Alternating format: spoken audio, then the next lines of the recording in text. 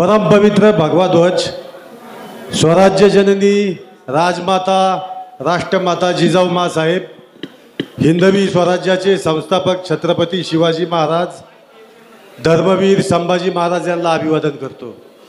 मित्रांनो, आज आपण या ठिकाणी जे जमलेलो आहोत याची कल्पना सर्वांना आहे। आपल्या कृषी उत्पन्न बाजार समितीने या ठिकाणी नारंगावच्या मांजरवाडी रोडला जी 10 एकर जमीन घेतली, काही गावाच्या भावा रेट चालू आहे 2 लाख आणि जमीन घेतली 7.5 लाखांनी, आणि मधला जो गॅप आहे तो हा भ्रष्ट संचालक मंडळाने खाल्लेला आहे असा माझा आरोप आहे। आम्ही 2023 साली या ठिकाणी हे संचालक मंडळ निवडून दिलं। याच्यामध्ये आमचे माऊली शेठ खंडागळे तालुका प्रमुख उभे होते, भास्कर शेठ होते, प्रियंकाताई होत्या, त्याचप्रमाणे संतोषजी चव्हाण आणि विरोधी पॅनल होतं। त्यावेळेसही आपण पाहिलं ज्या पद्धतीने पैशाचं वाटप झालं आणि ते संचालक निवडून आणले।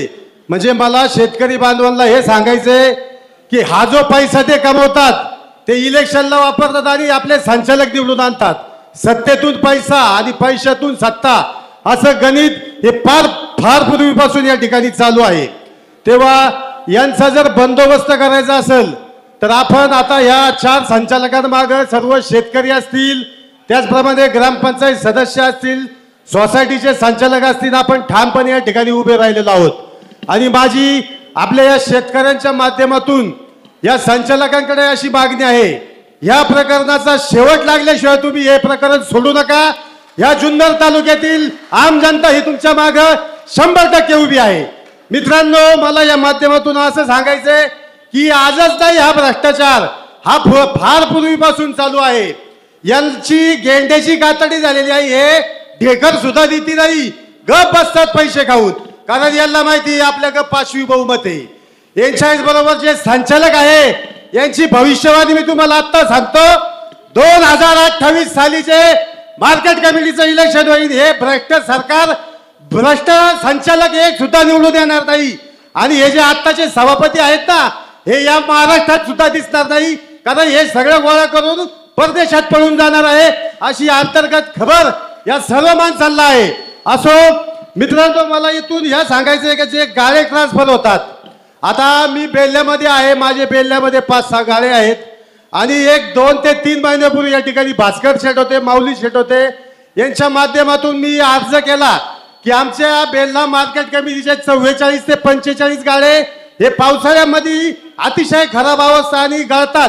तसेच आमचा बेल्ला बाजार हा महाराष्ट्रातील 2 ते 3 नंबरचा बैल बाजार आहे। त्याची अवस्था तुम्ही सोमवारची येऊन बघा, या मावळातून व्यापारी लोक तिथे येतात, अहो पायी ठेवायला तिथे जागा नाही, ते गाळे बरोबर गळतात, सगळा माल शेतकऱ्यांचा खराब होतो। या कामासाठी तुम्हाला 4-4 वेळा अर्ज करून तुम्ही काम करते नाही, आणि तुम्हाला 28 ते 30 कोटी चुरून व्यवहार करायला पैसे आहेत का? माझा जाब आहे संचालक मंडळाला, याचं उत्तर तुम्ही द्यायला पाहिजे।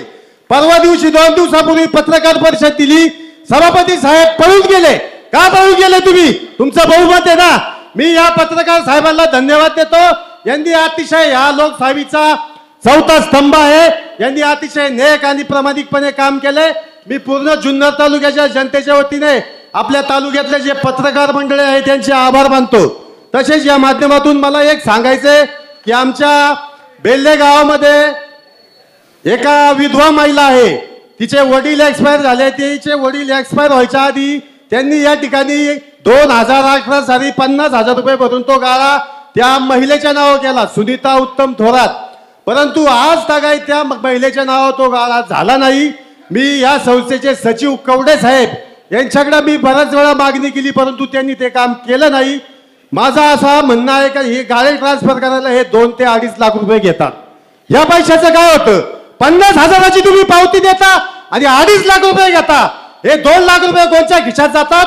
तर या सभापतीच्या खिशात जातात, असे माझा आरोप आहे। असो, बरेचसे वक्ते या ठिकाणी बोलणार आहे। मी या सर्व जमिनी खरेदीचा तमाम जनतेच्या वतीने, तसं आम्ही संचालक मंडळ जे आहे जुन्नर तालुक्यातील सोसायटीचे, त्यानंतर ग्रामपंचायत सदस्य आहे, या सर्वांच्या वतीने अतिशय तीव्र शब्दात जाहीर निषेध करतो। जय हिंद, जय महाराष्ट्र।